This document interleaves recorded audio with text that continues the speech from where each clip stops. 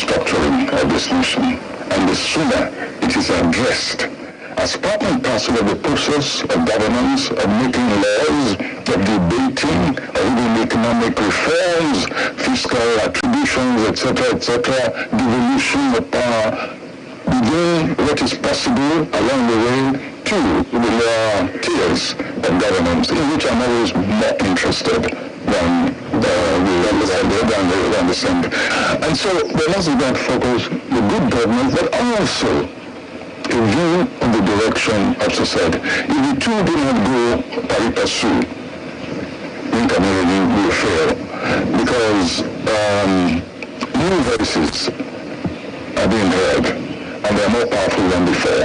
They are not just whining voices. They are voices based on actualities. They are failed in so many directions, and they are saying, let us debate this particular direction. Let's try this direction. And you cannot ignore it. You just cannot. Otherwise, your economic policies will fail. Your infrastructural transformations will fail. You just go back, taking the same old sport.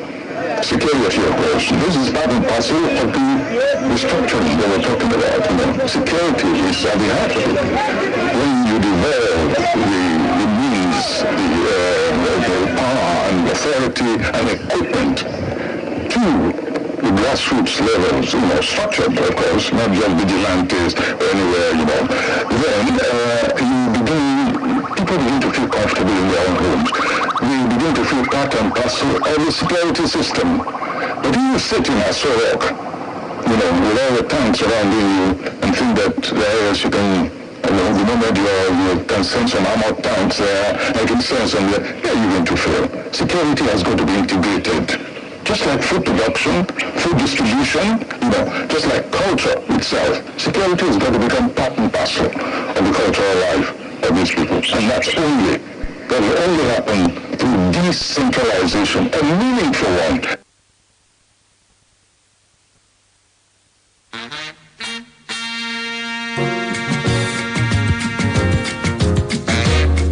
Do I think that Nigeria can continue as one? Not if it continues this way. Do I think that Nigeria can continue as one? Not if it continues this way. Not if it fails to decentralize. Some people use the word reconstruction, some people use the word whatever, but if Nigeria fails to decentralize, and I mean to decentralize as fast as possible, manifestly, not as rhetoric, then Nigeria cannot stay together. Again, it's not Wole Soyinka saying this.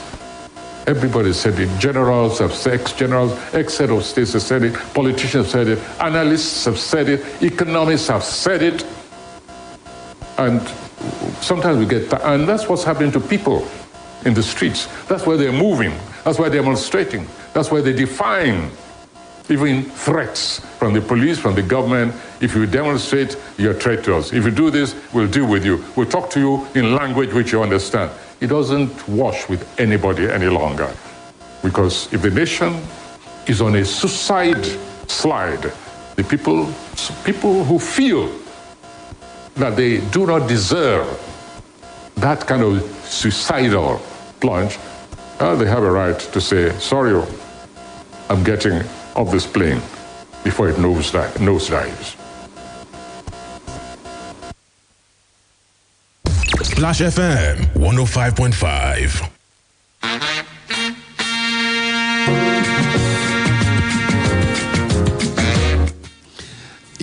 Someone said that one conversation that runs within the elite homes today is anchored on that last statement by Wole Soyinka, that I'm getting off this plane. A whole lot of people are like that. But I'm asking the question of today is, how are we going to ensure that we heal from all of these skirmishes, all of these, very strong rhetoric of division that went on during the electioneering period? Femi Ike on Facebook says, justice as a sine qua non for peace and healing. He said all electoral offenders have to be brought to justice. Whoever disenfranchised voters, intimidated voters, or used ethnic bigotry as a weapon has to face justice. Whoever used monetary policy to create political advantage for their political party has to face the lady justice. He said that is how this thing is done. There will be no healing without justice. Is that your own position as well? I'm hoping to hear your thought on this one. How do we begin to heal? How do we begin to run this nation as one country? You know, in the build-up to the 2023 presidential election, there was a united front from southern Nigeria in the demand for a shift of presidential power to the region after 8 years tenure of President Muhammadu Buhari, and that they called justice. This position was championed by the 17 governors of the South and endorsed by the leading socio-cultural groups of the region, such as Pan Niger Delta Forum, Ohanes Ndigbo, and Afenifere. And the northern wing of the ruling APC supported a shift of power to the South, but not so the PDP. But right now, where are we? We had a situation where Peter Obi of the Labour Party, a fellow southerner of Igbo extraction, emerged as the second runner-up in the killing contested presidential election, and is being, from one complaint to the other, cancel the election. You know, do not swear him in. He did not get the constitutional requirement from the election. But I'd like you to listen to how a legal luminary, Robert Clark, discussed the issue around the petition of the Labour Party. Robert Clark, on the grounds of appeal of the APC, says that they have a burden of proof to be able to dislodge this particular election. Listen to his thoughts.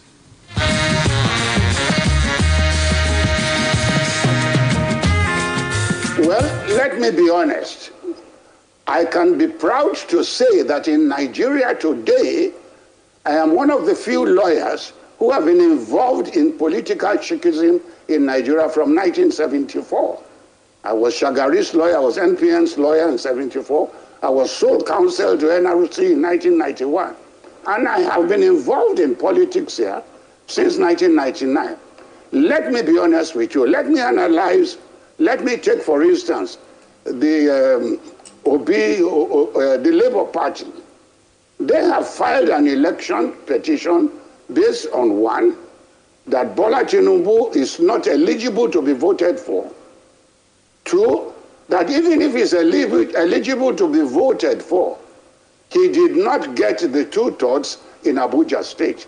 And that even if he got it, the elections was marred with, gangsterism and different things. Those are the three elements that the Labour Party has brought forward to an election petition. Now, let me draw on the pool of my own experience. The first one is that he was not eligible because he has been found guilty, but that is a non-starter. That issue has been settled and is a non-starter. So the Labour Party can never make any headway on that ground. The second ground is that by virtue of the Constitution that says to win an election, despite and in spite that you have made the greatest number of votes, you cannot be declared elected if you did not have 2/3 in 36 states and Abuja. The question to be considered by the tribunal is, what constitutes 2/3 of the 36 states in Nigeria and Abuja? And how do you construct that word? And do you take 36 states first, and you now take Abuja, and now say that for you to be elected, you must have 2/3 of 36 states and 2/3 of the federal capital? And that is the view of the Labour Party, which I do not agree with. Now, look at this. the scenario they are saying, if Tinubu had won 2/3 of all the 36 states and fails to win 2/3 of Abuja, then he cannot be elected. Does that make a sense? Does that give any good reason for democracy to survive? No. Now, we lawyers, we have what we call, in looking at whatever construction is, we look at the mischief. What does the National Assembly want to cure by that?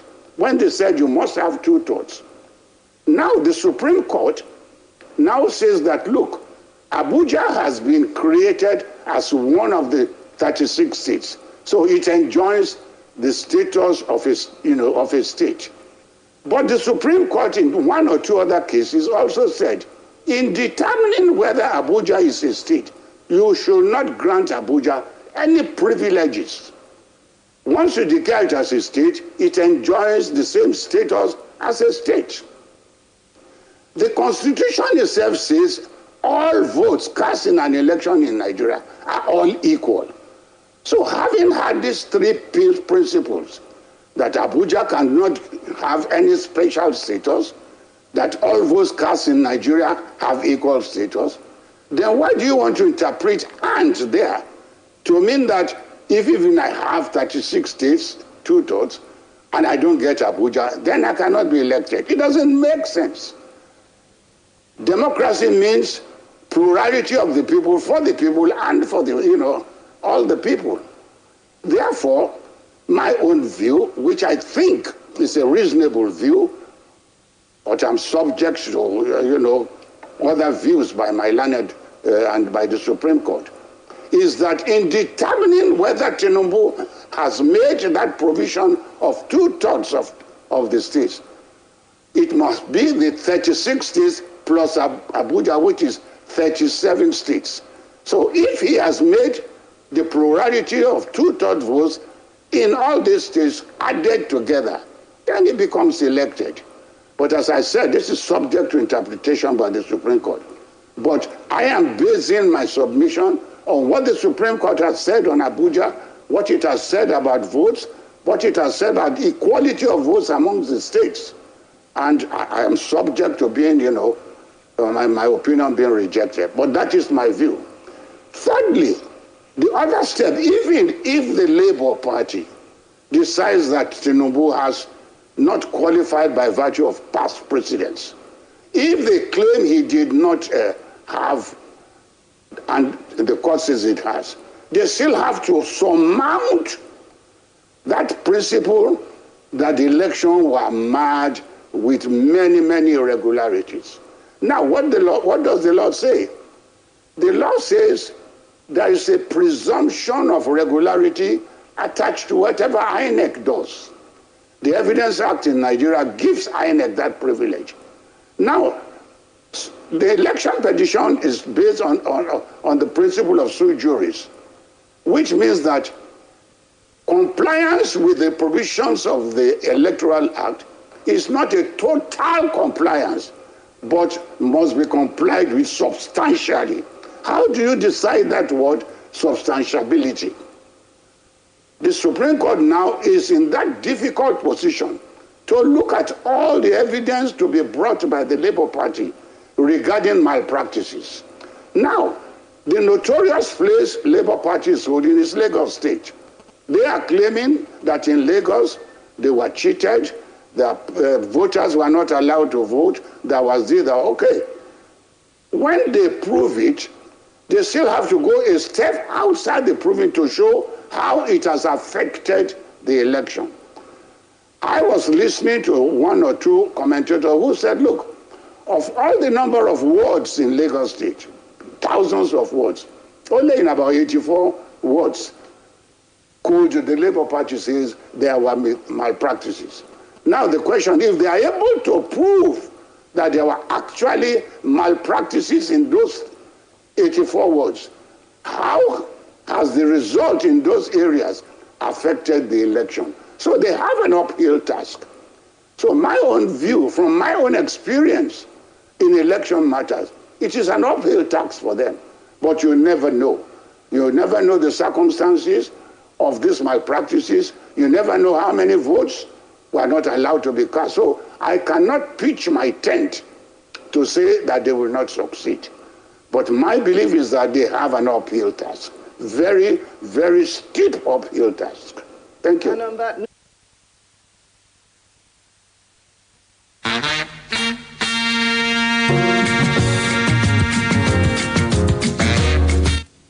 I'm glad that you could be there with us. It's still Splash 105.5 FM. That was Robert Clark trying to dissect the grounds upon which LP will be following up with its case with the tribunal, the Presidential Election Tribunal. Now, I'm asking about where we are going to begin to heal. The paramount needs of Nigeria are clearly identified. We need to be stable, that's stability, which is the product of peace and security. We need progress, which is used in the wide sense defined as growth, development, advancement, and we need national unity to foster nation building. All of these are product of good governance and good leadership. And will the administration coming be able to settle down and give us good governance if there is no peace, if there is no healing? These needs, intractably challenging as they are, given the present circumstances of the country, are by no means unattainable, but their attainment entails and imperatively demands, among other things, national transformation. How will the next administration pull us together as one nation towards a national transformation? Where will the healing begin from? How would we heal? I'm asking this question because I know that we all want to live in a productive and viral country. And so how are we going to achieve a productive country in Nigeria? It's my question this morning, 0809-155-1055. But I'll take a commercial break and return in a moment to attend to your calls. Eléyìí fún Yakubu, èyí fún Rasaki, fún Ahmed, fún Aisha, fún Khadija, fún. Brahimo, ṣé o tún ti tó oúnjẹ ni? Kí ni gbogbo oúnjẹ yìí wà fún? Wò ó Taofeek, mo ti pinnu láti wọ inú oṣù Ramadan yìí lọ́nà ọ̀tun nípa pípín oúnjẹ sínú Peak yogurt drink pẹ̀lú àwọn ọ̀rẹ́ mi aláàwẹ̀. Èrò tó dáa nìyẹn. Ìtọrẹ àánú dára gan-an ni. Òdodo ọ̀rọ̀. Ẹ gba ìtura lákọ̀tun nínú Ramadan yìí pẹ̀lú Peak yogurt drink tó ní àkọ̀tun wàrà màlúù nínú. Peak. Reach for your peak. Ìfẹ́ mi, ẹni lọ́jọ́ ìfúnni lábẹ́rẹ́ wa. Bẹ́ẹ̀ ni, pẹ̀lú abẹ́rẹ́ aládàágún fún ìdáàbòbò ara ẹni yìí, a lè ṣeré ìfẹ́ fóṣù mẹ́ta láìsí fòyòyún àìròtẹ́lẹ̀. Bí báwo? Máa fa ẹran itan mi, máa sì gàbẹ́rẹ́ yìí sórí itan tí mo fà. Káde máa gbádùn ara wa lọ fóṣù mẹ́ta nìyẹn. Abẹ́rẹ́ kẹ̀, ṣé yẹn wà nínú ẹ̀? Kò séwu ìfẹ́ mi, abẹ́rẹ́ tíntínní ni bí eléyìí. Àkíkà, ó ti gún kódà ó mìíràn rárá. Ṣé bí mo sọ fún ẹ? Bó bá fẹ́ lábẹ́rẹ́ aládàágún fúngbà àkọ́kọ́, lọ́dọ̀ ṣiṣẹ́ ìlera fúngbà ní níyànjú. Fàlàyé nípa àwọn ọ̀nà mìíràn láti bọ́ lọ́wọ́ oyún àìròtẹ́lẹ̀. Tẹ ẹ̀rìn èjì ọ̀kan lọ́fẹ̀ẹ́ lórí Airtel. Kó o dẹ̀ tẹ ọgbọ̀n tàbí kó o lọ sórí ẹ̀rọ ayélujára discoveryourpower.org. Ìpolówó yìí wá látọwọ́ àwọn ẹgbẹ́ tó ń bójútó ìlera ẹbí, Society for Family Health. Pẹ̀lú iléeṣẹ́ ìjọba àpapọ̀ tó ń bójútó ètò ìlera. Èyíkéyìí ọkọ̀ tó bá ń wà. Ó nílò ààbò tó péye. Máa dágunlá jẹ́ kó jẹ́ mobile. Níbikíbi tó bá wà ló mú ojúlówó. Ó yá sọ pé.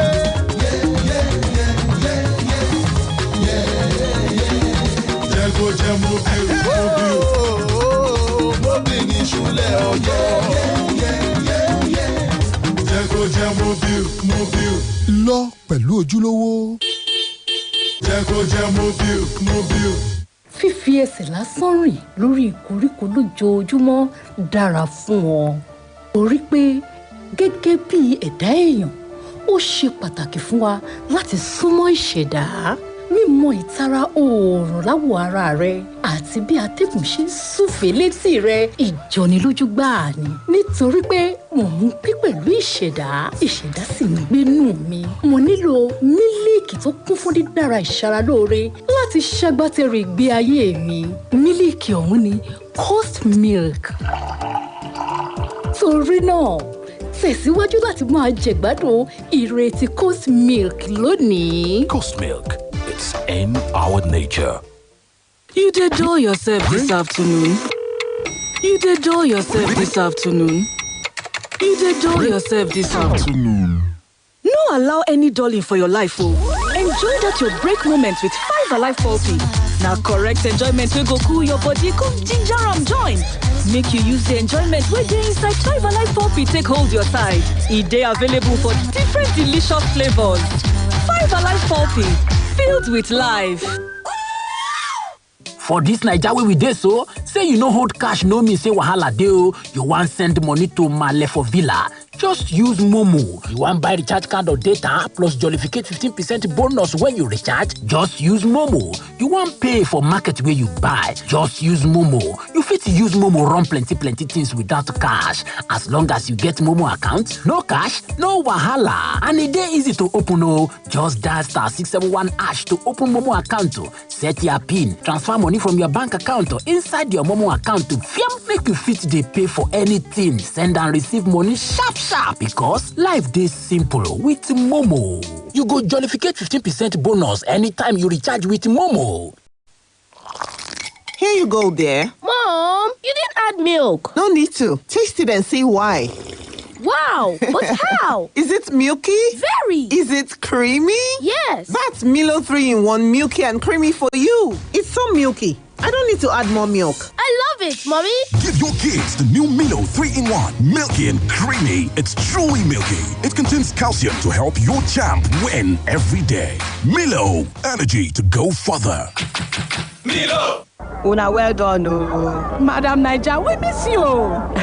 Madam Naija, is it true you contracted coronavirus disease? Yes, so, but I thank God I am well now. I just got back from the health center where I collected my first dose of the COVID-19 vaccine. And you were one of those who declined when the health workers came to the market with the COVID vaccine. I am now a changed person. I have even marked the date I will go and collect my next dose. It is the time to go to the health center. I am always busy in the market and with the baby. Nkiru, only a healthy person treats. And I was told in the hospital that it is really important that pregnant women and breastfeeding mothers like you take the vaccine. The COVID vaccine will protect you and your baby from the virus. The doctor says it is safe for everyone. You're right. I will try and go to the health facility to get mine tomorrow before coming to the shop. Let me also follow Huno Road. To get maximum protection from COVID-19, you must be up to date with your vaccines as recommended. The vaccines are safe and effective at helping the body develop immunity against the disease. Follow Huno Road. When I wake up in the morning, I need something to help me start my day. Pick 4, 5, 6 has DHA. It helps my brain to grow. It helps me to be smart. Oh, my own milk. Pick 4, 5, 6, yeah. La. Ìyá ọlọ́gbọ́n.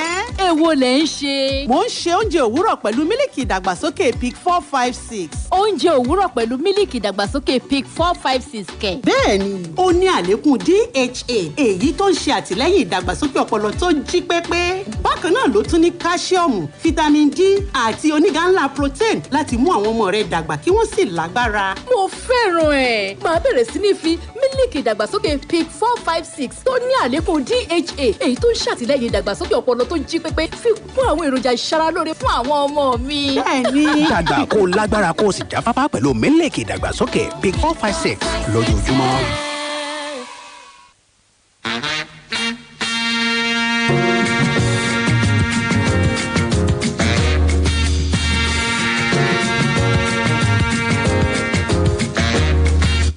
Okay, that sound ushers me in, and I'm back. Femi Ike said the biggest issue in the LP petition is that several PUs were rigged, and it has been proven in 18,000 plus PU. Whether the Supreme Court will allow all, will allow all the evidences to be reviewed or not is the issue. Lagos, Rivers, etc. were obviously rigged. The other issues speak about technicalities which might or might not have been settled contrary to what the legal luminary stated. The issue of drug-related forfeiture has not been settled, as it was retired on technicality. Whatever be the case, Tinubu has a responsibility to own governance and prove very quickly that he has anything significant to offer. If he fails to show some quick wins within the first year after May 29th, he will be ignored by the people as he has already lost the confidence of the people. 15 million plus people voted Buhari. 8 million plus allegedly voted Tinubu. If Buhari lost the people's confidence despite his numbers, Tinubu will find it extremely difficult to win the people over, except he can pull off the biggest rescue mission ever seen in Africa's history. Yes, I believe that he has a daunting task on him. Adewale says the land can heal if we all disease from do-or-die power mentality, oppressing less privileged, but let humanity comes before religion or ethnicity. 0809-155-1055. Let's hear your voice. It's time for conversation. Good morning. Good morning. Thank you for being there. Mr. Charles, could you speak up a little bit? I heard you said, how do we get peace in the country and how do we start the healing process? Yes. Now, I agree with Professor Wole Soyinka. The country needs to be restructured. But, Mr. Shion, what is the meaning of restructuring? When you look at the dictionary meaning of restructuring, it means doing things in a different way. You look at people are looking at restructuring as devolution of power. No, that is not the meaning of restructuring. Restructuring is doing things in a complete different way from how you've been doing it. Now, what have we been doing that have been militating against the development of the country? Number one, corruption. Number two, politicians sponsoring tribalism to disunite the people. Number three, politicians sponsoring religious fanaticism, intolerance. Hello? Oh, it's gone. Okay, you said corruption, politicians sponsoring tribalism, and also ethnicity, religious bigotry. You also talk about religious bigotry. So, but you just listed the issue. I want healing. I want us to solution. I want solution, actually. Hello, good morning. Good morning, Motala. Hey, welcome. Barrister Jeruka again. Welcome. You see, some people have asked me repeatedly, hey, Jeruka, where were you so sure Buhari's regime was going to be a failure, a calamity? I told them the answer is simple. You see, the powers and forces that brought Buhari to power, they incurred a lot of spiritual liability and debt and yoke. And so that government is not likely to succeed. But there's a narrow path, a very narrow path that could have led to success. And that was the implementation of...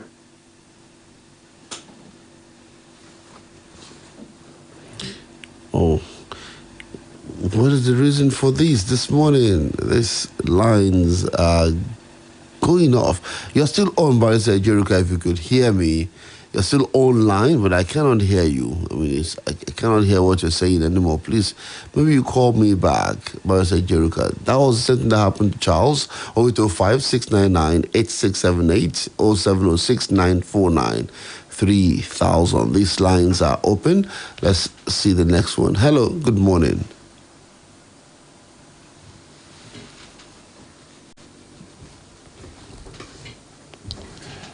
Okay, are you there? If you're there, can you hear me?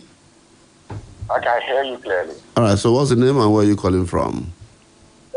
This is Kunle from Motala. Welcome, Mr. Lorry. Let's have this. Thank you. That was a day that I'm discussing with a prof about Nigeria problem. And I said, sir, how can we get out of what we had? And do you know what he told me? He said, have you ever seen where water runs from leg to head or from the toe to head? I said, no, sir. He said, the problem of Nigeria is leadership, that water will always run from head to toe. And he said, immediately we got the leadership right, all other things will fall in place. when people begin to say we have bad followership, when you don't have good leadership that lead right, that put the sheep in the right way, the sheep will go astray. So to your question, what I think will be the right answer, looking for that man who is ready to do the right thing. When that one happens, Nigeria will fall in place. Thank you. Thank you, Mr. Kolalari. All right, so our salvation is simply in the hand of a righteous man, of that man who is ready to do the right thing. Okay, thank you. Without interrogating the issues, I just want to hear your thoughts. Hello, good morning. Hello, Shio. Good morning. Yeah, so I was laying a foundation. Yes. Now, if Buhari Tinubu is sworn in as president, it's a massive if. Because I just stand by my prognosis, which is over 3 years old, that there's a 50-50 chance that Buhari will crash Nigeria. But if Tinubu is sworn in, what he should do for Nigeria to hit is extraordinary.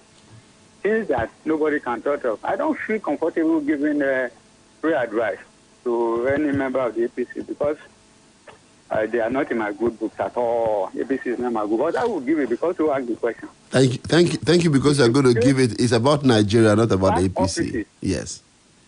Hello, are you hearing me? Yeah, I can hear you. Just go ahead. Okay.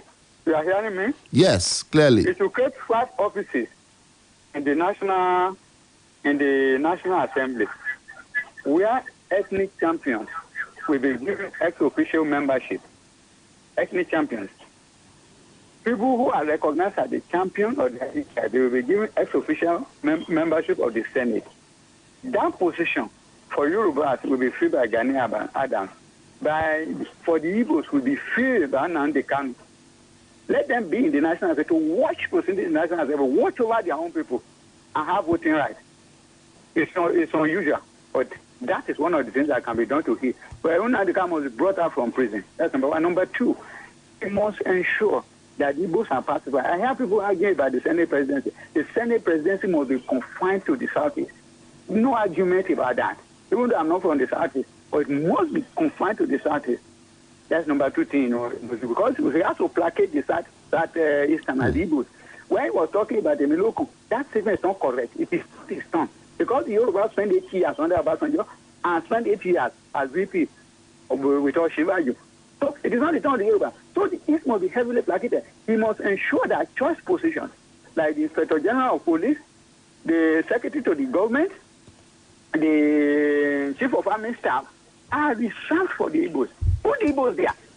Once you put the Igbos there, and if Obi loses at the tribunal, they will be consoled. They want to cooperate with your government. Because if the Igbos don't cooperate with that government, with the government of Tinubu, the chances of success is only 50%. And if the Atiku end are able to raise up another rebellion against him, which they are likely to do, then his chances of success in his government come crashing down to 25%. Okay. So it is this radical, but the one that encompasses everybody, this was restructuring. If the people say they don't understand restructuring, if anybody saying that, telling that there is a constitution, the 1960 constitution, 1963 Republican constitution, we should simply go there and start. That's the starting point. Or, alternatively, let him bring out the 2014 confirmed report and begin to implement it immediately. Let him forget about second term. People will be angry, but there is no power in the presidency to implement the 2014 national compact. If he does that, then Nigeria will heal. All right. Thank you very much, Barrister Jeruka. So I want engagement. I want solid conversation this morning. Hello, good morning. Good morning. Hello, good morning, sir. Good morning, Alhaji Chief Sulaiman Alhaji Bolani, you are welcome. Yeah, thank you. Without missing words, what the last 3 people have mentioned, I think Kunle Lori, man, who just broke up. Yeah. Charles, Barika, in fact, QED, all what the statement they have made about Nigeria, that is the honor for Nigeria. But one question is this, which makes people close to me, which they have always been, can the Igbos be trusted? That is just the language. What comment do we use to have? Can they be trusted? I don't. I don't understand that, Alhaji. No, when you said can they be trusted, what do you mean by can they be trusted? Yes, look, by the experience of the past, when they are placed in a position of power, they always misuse it. They always abuse it. Give me examples. Give me examples. Put their heads together. If they are, look, they have. Well, look, I always forget people say when Chief Obafemi died, you remember his comment. Then Nigeria lost the president. The president of Nigeria never had, or what I mentioned. I can't put it the way you could put it. And that was since then I was saying, oh my God, how I wish Ojukwu comes back to rule this country. I wasn't happy when Ojukwu died. You see, everything. In fact, I was saying it practically that it is the next time for Igbos to rule this country. All right. Nigeria will not be one until they are allowed to rule this country. That is the thing. Thank you. That is what Igbos should continue to ruminate about within themselves. Okay. Thank you. Thank you. Thank you. I think that will be the last one I'll take this morning. It will be difficult for me to take another one. But Taiwo Sunday on Facebook says, why calling for cancellation of an election you believed you won? Isn't that curious? I just want to know. Thank you, Taiwo Sunday. Ade Wale says, the land can heal if we all disease from do-or-die power mentality, oppressing less privileged, but let humanity come before religion or ethnicity. Thank you for your contribution on the program this morning. I've been thoroughly educated on a lot of things here, and I appreciate your thoughts that you shared with me for this 45 minutes. I'll be back here tomorrow at 5 p.m. With the crew on Splash Rendezvous. We'll further these thoughts and discuss more on how our nation will be great again. I'm Oluwaseun Omoakinola. May Nigeria survive.